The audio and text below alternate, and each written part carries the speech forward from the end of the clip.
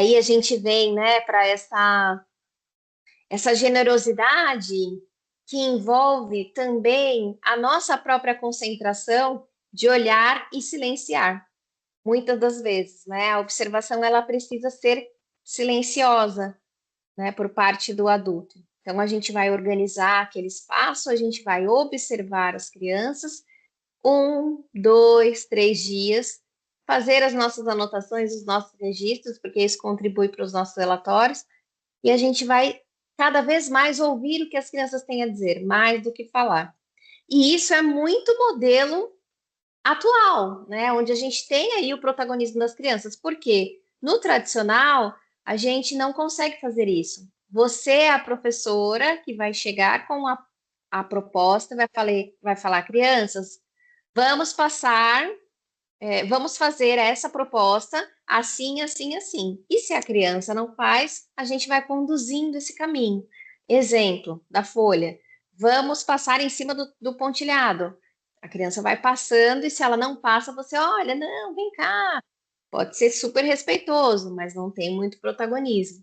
Então, nesse movimento de observação da aprendizagem, ela é importante que a gente tenha a consciência de que a gente precisa mesmo observar. E para que a gente faça essa observação, a gente tem que sair do centro. A criança precisa ser o centro, a gente vai organizar esse espaço, né? Semana passada, no último encontro, falamos sobre a organização do espaço da sala de referência. A gente vai organizar esse espaço e a gente vai deixar com que as crianças habitem. A gente vai organizar o contexto de brincadeira, de pesquisa, o contexto para aprendizagens, né? E aí pode ser por meio de muitos segmentos. Você pode trazer contexto de brincadeira, você pode trazer um contexto de pesquisa. Aliás, enquanto as crianças brincam, elas também estão pesquisando, mas a gente vai se calar para ver o que está acontecendo ali. O ver, o escutar fazem parte do processo da construção desse olhar. Também não fomos educados para a escuta. Em geral, não ouvimos o que o outro fala, mas sim o que gostaríamos de ouvir. Nesse sentido, imaginamos o que o outro estaria falando. Não partimos da sua fala, mas de nossa fala interna, aquela coisa de esperar que a criança faça aquilo que a gente quer, né? Se a gente for parar um pouquinho para pensar no nosso cotidiano, eu vou relatar que a criança ainda não consegue colocar a sua roupa sozinha. Mas e o percurso disso, né? Ela chegou não conseguindo, você fez uma intervenção, você consegue observar esse percurso? Ou a gente está o tempo todo cobrando ali para que ela avance sem considerar esse processo. E não é julgativo, tá? Que eu estou trazendo aqui. É algo para a gente refletir. É como se a gente estivesse limpando um pouquinho da nossa mente, do que a gente viveu, do que a gente aprendeu e do que a gente reproduziu e o que a gente reproduz até hoje, né? Vez ou outra a gente se perde mesmo. E é importante a gente resgatar isso antes de começar a escrever.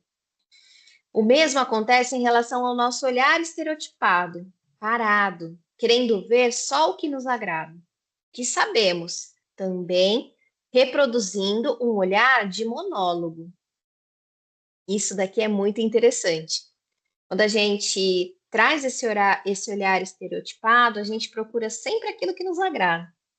E nessa observação obscura, a gente não consegue ver aquela criança quietinha, sabe, você tem muita dificuldade para fazer o relato dela porque ela não faz nada. Ela está sempre quietinha, ela responde, ela não se envolve em conflito, ela brinca ali com o que você colocar. Mas para além disso, né, o que ela traz de preferência? Além do que. Porque, assim, uma criança mais quietinha, ela às vezes até passa despercebido no nosso cotidiano, né? Porque não tá ali, não tá demandando uma intervenção mais precisa. Mas o fato dela também estar quieta também é uma observação a se colocar em pauta durante o percurso, porque, tá, ela tem preferência, ela não tem preferência, a partir do que ela prefere, como que eu consigo alimentar?